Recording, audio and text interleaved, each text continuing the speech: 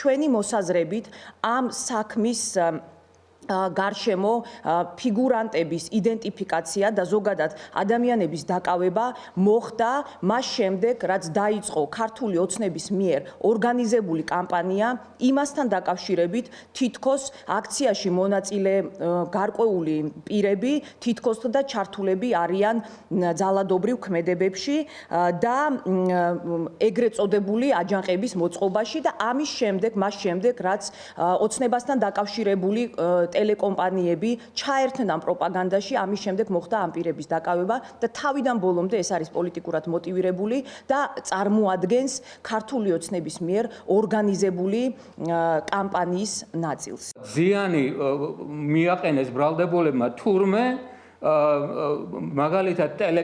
მაგალითად სამეთვალყურეო კამერებს რომლებიც განთავსებული იყო პარლამენტიდან 100 მეტრის თუ არა კილომეტრების მოშორებით.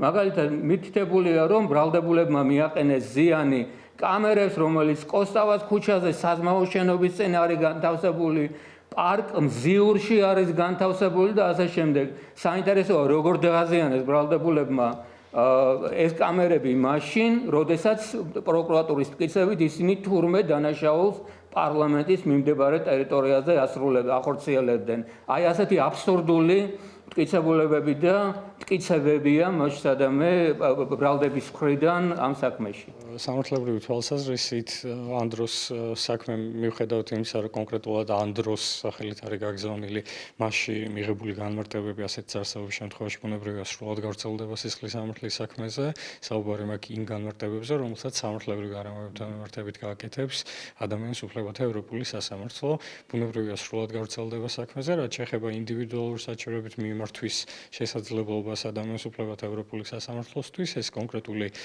ბრალდებულის კონკრეტული საჭიროებებიდან და დაცვის სტრატეგიიდან გამომდინარე განისაზღვრება. მე მოუწოდებ ყველას, რომ გაიხედოთ ირგვლივ, ნახოთ, როგორი მდგომარეობა თქვენს ირგვლივ. არ არის აუცილებელი რომელიმე პარტიის მოსურნე ან მოყვარე იყოთ. აქ პარტია არაფერს შუაში არა, აქ ჩვენ ადამიანები ვიბრძვით ფუნდამენტური, მარტივი, აი რაღაცა ბაზისური უფლებებისთვის.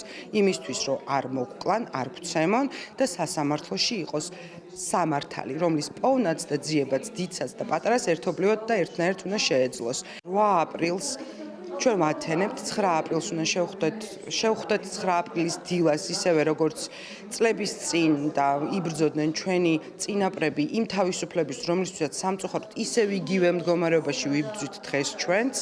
9 აპრილს გავათენებთ და აუცილებელია ბევრი ადამიანი იყოს, ვისაც ჯერა იმის, რომ უსამართლო ქვეყანაში ცხოვრება არ უნდა და უნდა უკეთესი ქვეყანა.